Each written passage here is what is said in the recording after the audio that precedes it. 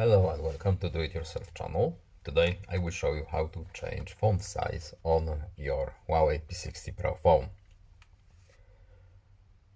To do this, we will go to the settings here. Next we have to scroll to display and brightness option right here.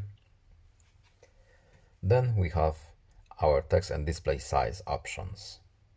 Text size and weight, for example, is here. We can change size,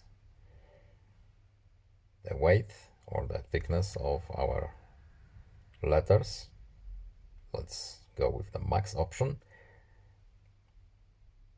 Yes, please. Our text is changed in the menu, as you can see. Here is a display size. We can make our text even bigger together with our display.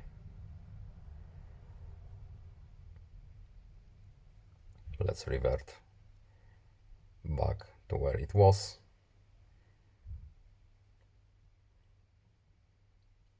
And that's simply it.